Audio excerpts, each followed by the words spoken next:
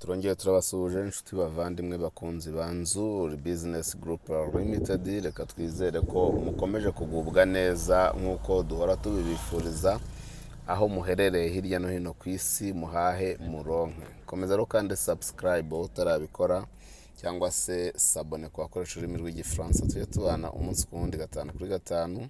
Iyi ngiyi ni kampani ya Nzuri Business Group Limited bagezaho imitungo itimukanwa igurishwa cyangwa se ikodeshwa, ari nako kandi tubasha kubakira ku giciro cyiza neza, tukamanaginga n'imitungo yanyu itimukanwa, tubashakira n'ibyangombwa byo kubaka ndetse no kuvugurura.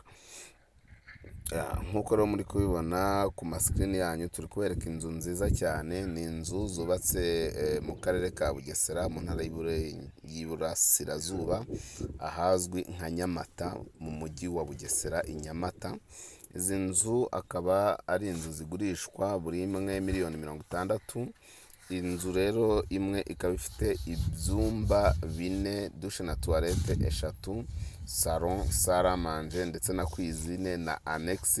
Buri yose kandi ikagira parking y'imodoka 2 na jardin.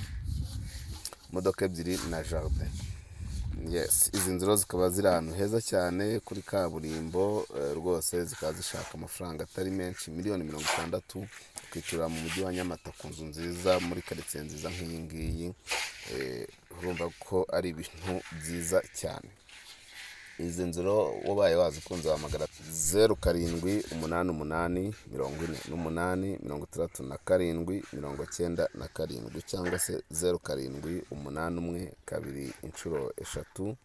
2 3 Si ibyo gusa rero ushobora kudusanga ku zindi mbuga nkoranyambaga zacu, Instagram, Facebook page, Twitter cyangwa se X, hose twitwa Nzuri Market.